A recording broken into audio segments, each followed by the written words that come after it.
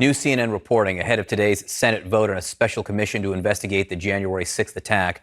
Current and former Capitol Police officers revealing their fractured relationship with some of the lawmakers they work to protect and their anger at Republican efforts to whitewash the insurrection. One former officer telling our Whitney Wild, quote, "They think we're like servants. I would rather work outside in the heat or the cold. I would rather have to deal with people overdosing on drugs." Joining me now is Senator Angus King, independent of Maine. Senator, always a pleasure to have you on. It's remarkable to hear how frustrated these Capitol Police officers are, yet it looks like this commission, the vote is going down. It looks like that this will be the first filibuster of this Senate. What does that tell you?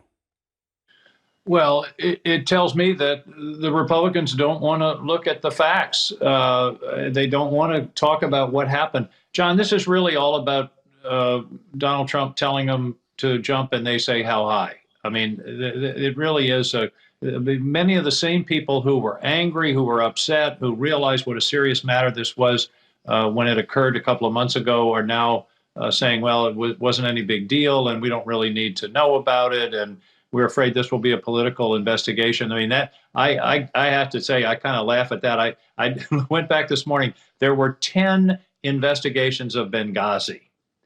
And the last one wound up in December of 2016. Does that ring a bell? I mean, that was right after the presidential election. Talk about, using investigations for political purposes. This proposal that's coming before us today has to report by December 31st of this year.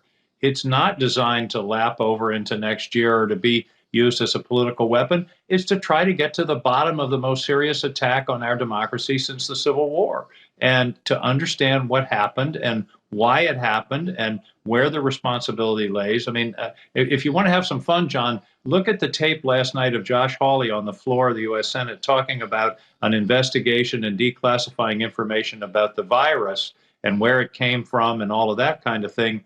That investigation, he's all for it. And transparency is important and we need information. But he sure as hell doesn't want information about what happened on January 6th. And I think that's really bothersome. When people are moving heaven and earth to block an investigation, you've got to ask, what is it they're afraid will be revealed? I want to ask you about cybersecurity, which is something you care deeply about. We just heard the TSA is going to issue some new regulations for pipeline operators, which includes a requirement to inform of a ransomware attack, appointing a permanent cybersecurity liaison, and some other measures there. Is that enough? No. How's that for a straightforward answer? No. Pipelines are essential, critical infrastructure, and they need to rise to the same level that the electric grid has come up with in order to police themselves and also to be subject to what we call pen testing, penetration testing, to see how good their systems are. In New England, John, 60% of our electricity comes from gas, all of which comes from pipelines. So, we can do all we can to protect the grid, but if the pipeline goes down, the electricity goes off. So the answer is no. TSA is the regulatory body over pipelines almost by historical accident. I don't know whether, how many people they had at TSA regulating pipelines going into this incident, Colonial Pipeline? I think it was something like 3.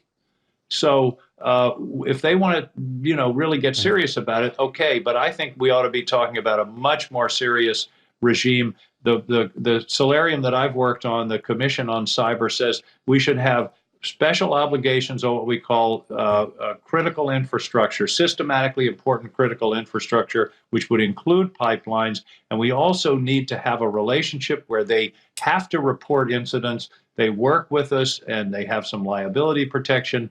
But this is a huge threat to the private sector. We have to have a new relationship. Let me ask you about infrastructure writ large. And that, of course, is the president's proposal for $1.7 trillion now in infrastructure. If Republicans and some Democrats who are working on this also, if there is a proposal that comes back and says, how about $1 trillion?